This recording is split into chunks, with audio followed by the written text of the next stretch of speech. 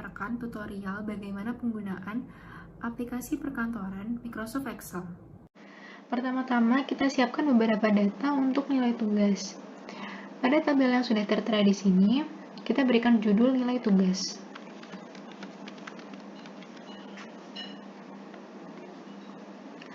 Lalu, pada kolom pertama ini, kita beri untuk nama.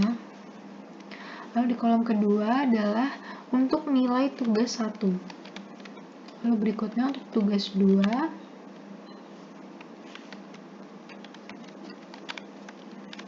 Tugas 3. Lalu pada kolom selanjutnya di kolom I ini untuk bobot tugas 1. Jadi bobot di setiap nilai ini akan berbeda. Jadi ada 3 bobot.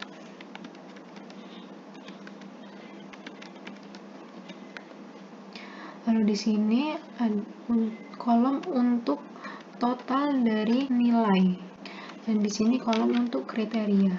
Kolom kriteria ini untuk menentukan nilai akhir dari setiap siswa itu termasuk di kriteria yang mana. Lalu ini kita masukkan nama dari siswa. Lalu kita masukkan nilai pada setiap anak di tugas 1.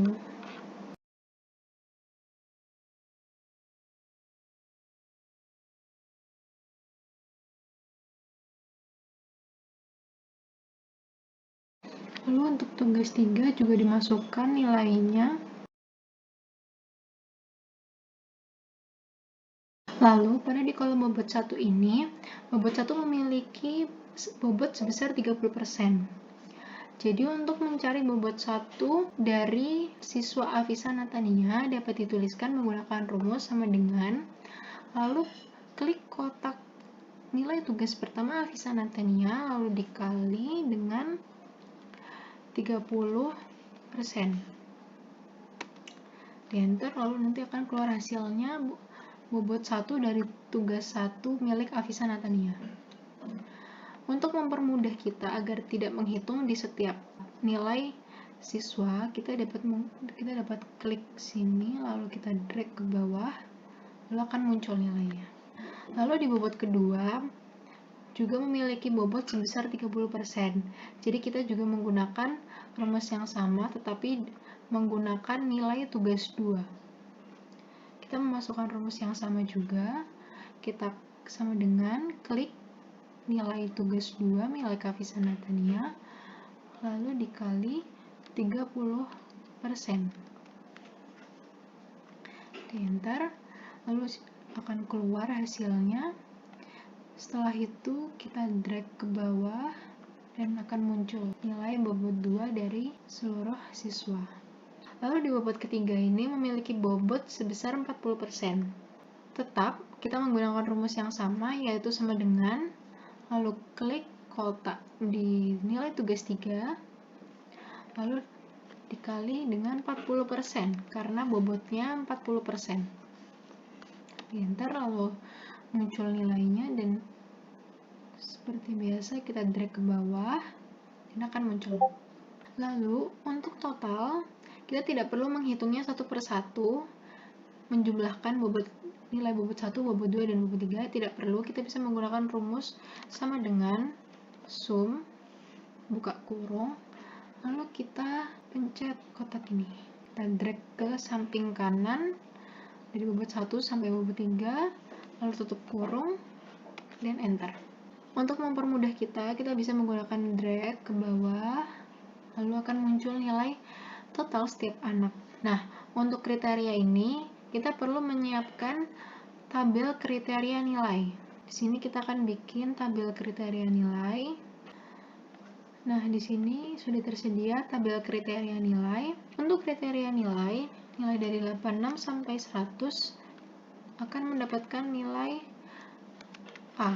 Lalu untuk 76 sampai 85 akan mendapatkan nilai AB, dan untuk nilai 66 hingga 75 akan mendapatkan nilai B, dan nilai 61 sampai 65 akan mendapatkan nilai BC. Lalu untuk nilai 56 sampai 60 akan mendapatkan nilai C. Dan nilai 41 sampai nilai 55 akan mendapatkan nilai D, dan nilai 0 sampai 40 akan mendapatkan kriteria E. Nah, untuk mendapatkan kriteria nilai pada setiap anak, kita bisa menggunakan rumus untuk mempermudah kita. Rumusnya adalah sama dengan if, buka kurung, lalu klik kotak nilai total lebih dari 86, karena 86 adalah nilai minimal untuk mendapatkan kriteria A, lalu koma, petik A, koma lagi, lalu masukkan rumus kedua sama if, buka kurung, klik kotak nilai lagi, lalu lebih dari 76, kurung AB, titik, koma. Lalu masukkan rumusnya lagi yang ketiga, buka kurung. Nah, rumus akan ditulis berulang sampai rentang kriteria nilai ini tertulis ke dalam rumus.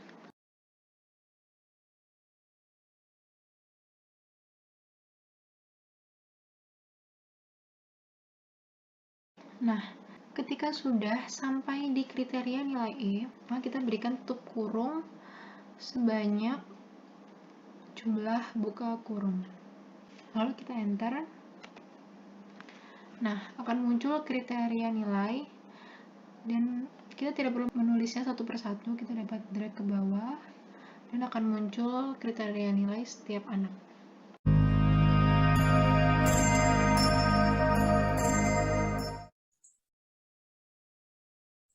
Sebelum kita mencari nilai statistik deskriptif dari sebuah data, kita harus mengaktifkan fitur data analisis terlebih dahulu di Microsoft Excel.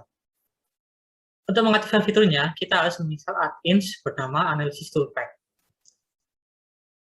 Untuk menginstal add-ins Analysis Toolpack ini, kita tidak perlu mendownload dari website atau pihak ketiga, karena sudah disediakan sebagai fitur bawaan Microsoft Excel itu tersendiri.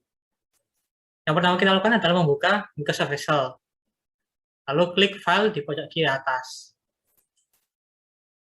Lalu kita klik option di bagian kiri bawah ini.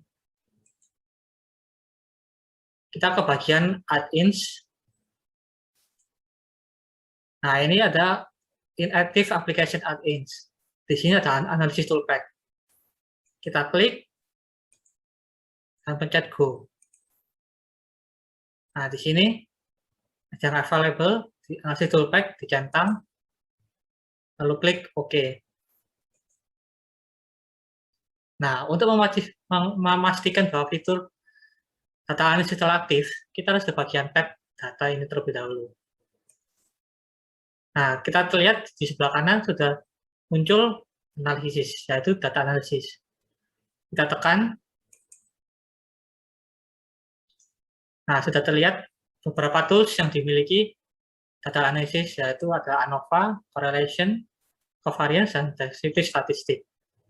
Dan masih banyak lagi. Ketika fitur ini sudah terinstall, maka data analisis siap untuk digunakan.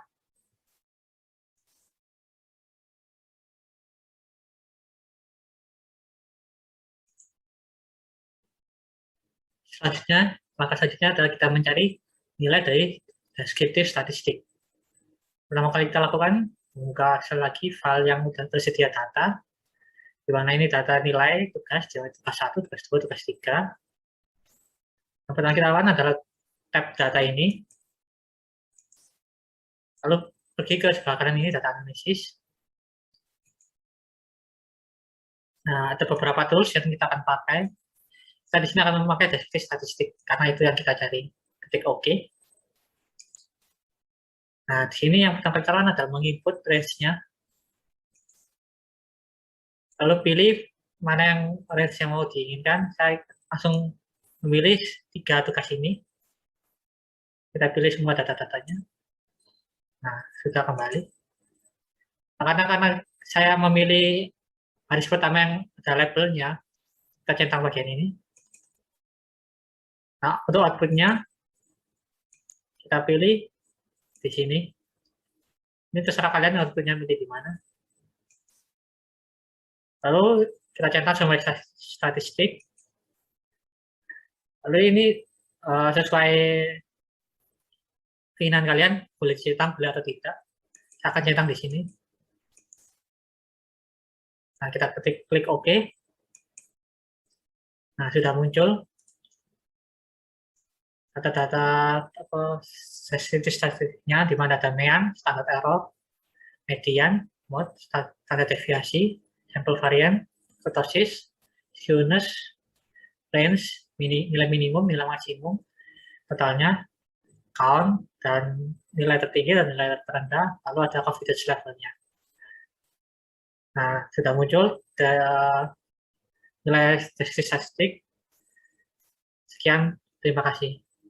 Assalamualaikum warahmatullahi wabarakatuh. Nama saya Kalifan Daryanti dan hari ini saya akan melanjutkan penjelasan rekan saya sebelumnya mengenai cara pengoperasian aplikasi Microsoft Excel dan saya akan menjabarkan mengenai cara memvisualisasikan data dalam bentuk diagram pie, diagram garis, scatter, dan juga radar. Dari data tersebut, cara untuk buat diagram pie adalah dengan memblok kolom total. Kenapa hanya kolom total yang diblok? Karena di dalam diagram pie itu biasanya hanya menunjukkan persentase akhir. Jadi kita langsung blok kolom totalnya aja. Setelah itu kita pergi ke menu Insert. Kita klik Recommended Charts, agak lebih jelas ya. Kita pergi ke All Charts dan kita pilih pie. Oke. Setelah itu, nah di sini karena di diagram pie ini masih belum terlihat jelas data-datanya. Bentar, saya reminder dulu. Masih belum terlihat jelas ya data-datanya. Jadi kita bisa tambahkan data-data tambahan untuk menunjukkan nama atau mungkin untuk menunjukkan presentase berbentuk angka. Kita bisa langsung klik kanan, select data, kemudian kita klik edit pada pada kolom di sebelah kanan ini. Kita klik edit, kemudian kita blok data namanya. Nah, oke. Nah, dia akan otomatis keluar seperti ini ya, setelah kita blok kolom namanya tadi. Nah, kemudian kita klik tombol tambah untuk menunjukkan angka presentasinya. Nah, seperti ini. Oke, jadi ini adalah diagram pie dari data ini ya. Kedua adalah cara untuk membuat diagram garis. Caranya sama seperti diagram pie, tapi yang kita blok hanya data nama dan tugas. Data bobot tidak perlu dimasukkan ke dalam diagram garis ya. Kemudian kita klik Insert. Kemudian kita pergi ke Recommended Chart, sama seperti diagram pie sebelumnya. Kita pilih line atau garis. Nah, setelah itu ini sudah disediakan ya dari sananya model-modelnya. Oke, saya pilih ini. Nah, setelah itu kita aja. Oke, saya rename terlebih dahulu.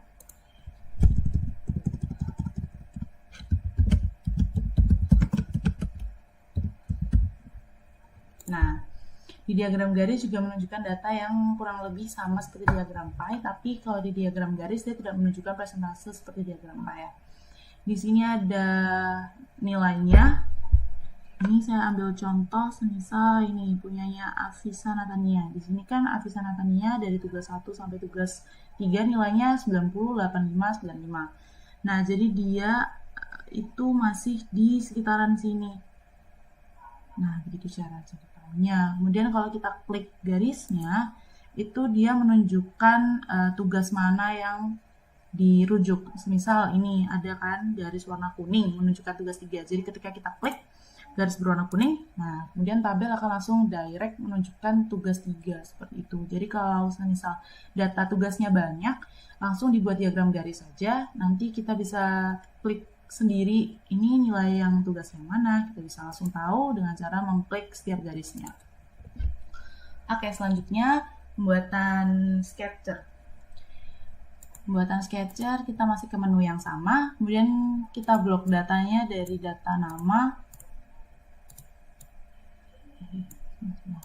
Kita blok dari nama sampai bobot 3. Nah, setelah itu kita pergi ke menu insert dan kita klik ini di atas tulisan charts.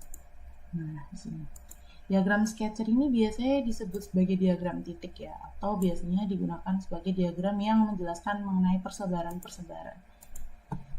Diagram sketcher ini berbeda ya dengan diagram-diagram lain. Yang membuat dia berbeda adalah karena di diagram sketcher ini kita dapat menentukan sendiri X dan juga Y-nya, sama seperti di diagram kartesius biasanya. Berbeda dengan diagram garis atau diagram pie. Kalau di diagram garis itu biasanya kalau kita buat custom atau kita buat sendiri gitu ya, itu nanti dia itu nggak keluar langsung seperti ini. Biasanya dia keluar cuma 2 pilihan aja, pilihan namanya dan pilihan datanya. Oke, sebentar saya contohkan. Misal untuk diagram sketcher ya. Nah, kemudian kita klik select data. Nah, kemudian kita klik add. Nah, di sini itu ada kan edit seriesnya, ada series name-nya, namanya. Kemudian ada sumbu X-nya atau garis ke atasnya, vertikalnya. Kemudian di Y-nya atau garis horizontalnya. Nah, coba kita lihat pada diagram garis ya. Di diagram garis ini ketika kita lakukan hal yang sama, kita add di sini. Nah, di sini dia hanya keluar name-nya atau judulnya, judul nama seperti ini, tugas 1, tugas 2. Kemudian series value-nya atau kolom yang ingin dijadikan acuan. Oke, coba saya contohkan satu diagram sketcher yang kita custom atau kita buat sendiri. Kita pergi ke menu insert, kemudian kita klik charts, kita buat sketcher ya di sini. Nah, ini masih kosong. Dan kita klik select data. Kita add. Misal series name-nya nilai tugas 1 seperti itu. Kemudian untuk vertikalnya terlebih dahulu. Kemudian untuk horizontalnya terlebih dahulu atau X-nya itu kita pilih namanya. Nah, oke. Setelah itu untuk sumbu Y-nya itu kita pilih nilainya. Nah, seperti itu. Oke. Kita klik oke. Nah, nanti akan terlihat keluar seperti ini. Begitu juga dengan seterusnya. Misal kita ingin membuat tugas 2, tugas 3, ini juga bisa dicampur jadi satu. Jadi misal kita juga bisa buat tugas 1, kemudian di dalam sini juga nanti ada tugas 2. Nah, di bawah ini dia tidak menunjukkan nama, tapi dia menunjukkan jumlahnya ya. Jadi kan di sini ada 7 orang. 1, 2, 3, 4. Ada 7 total data. Di bawah ini juga sudah ada 7 total datanya. Kemudian nilai tertinggi itu sampai 95. Nah, ini dia ada berada di tengah-tengah seperti ini. Jadi ini juga menunjukkan nilai tertingginya yakni 95. Ini yang membedakan diagram sketcher dengan diagram-diagram lain, yakni penempatan X, Y pada diagram sketcher. Nah, yang terakhir adalah cara untuk membuat radar. Buat radar sama seperti diagram sketcher untuk pemilihan data. Kita select sampai bobot 3. Kemudian kita pergi ke menu insert dan kita klik recommended charts. Kemudian kita pergi ke radar, di sini ada di bawah surface radar. Nah, ini ada 2 pilihan. Nah, saya pilih yang ini. Kita pindah dulu ke bawah. Nah, ini. Nah, ini. Jadi radar juga sebenarnya karena dia juga menunjukkan informasi yang kurang lebih sama seperti sebelumnya.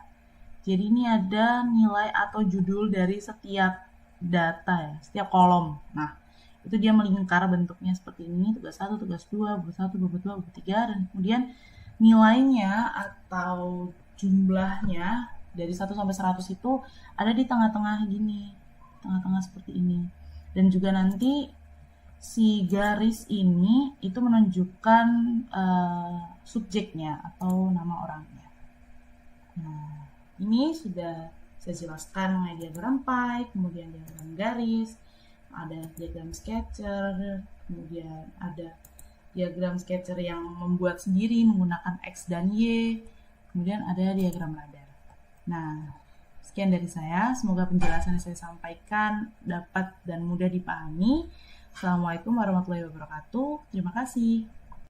Nah, selanjutnya untuk kompetensi 4, yaitu membuat histogram dari data kompetensi 1. Nah, dari sini kita sudah lihat ada data besarnya yang kita bisa lihat dari nama, tugas 1, tugas 2, tugas 3, bobot 1, bobot 2, bobot 3, total kriteria. Dan ini hanya singkatnya, yaitu nama, total nilai, dan kriterianya. Nah, dari sini kita bisa membuat histogram, yaitu dengan cara memblok data yang ingin di ini. Nah, lalu lihat ke recommended chart. Nah, dari recommended chart ini bisa dilihat ada histogram dari data-data tersebut.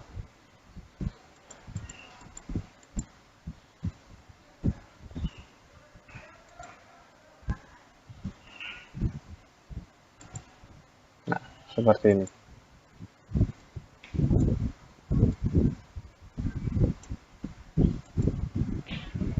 Nah, di sini kita bisa mengedit chart tile. Selesai. Bisa diedit juga. Ini bisa kita ubah stylenya. Ada style 1, style 2, style 3, style 4, style 5. Colornya juga bisa diubah. Misalnya kita tidak mau biru, misalnya kita ingin warna kuning. Nah, misalnya ini warna oranye, jadi monokromatik. Misalnya jadi ini jadi warna hijau, bisa. Nah, kita bisa edit dengan nama nilai tugas. Yang bisa dilihat dari Avisha nilai 90, 86, 80, 83, 71, 67, 63. Nah, lalu data kecil juga bisa lakukan di sini, command chart, tekan histogram. Tapi sebenarnya ada banyak juga ya. Nah, ini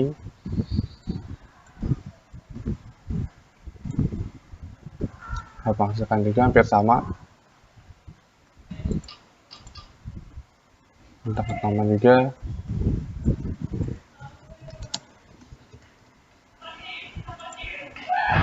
Nah, kalau kita juga bisa nih, misalnya pengen hanya untuk tugas 1.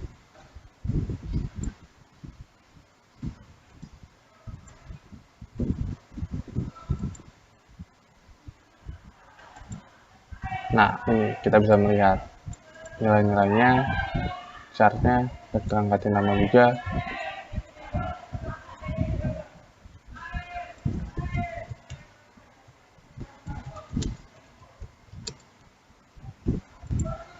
Nah, seperti ini.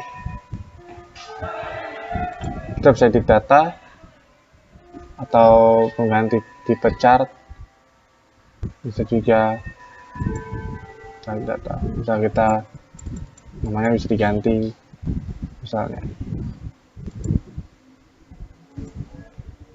Oke, itu saja dari saya dan kelompok kami. Jika ada kesalahan kata dan yang lainnya, kami minta maaf. Terima kasih. Assalamualaikum warahmatullahi wabarakatuh.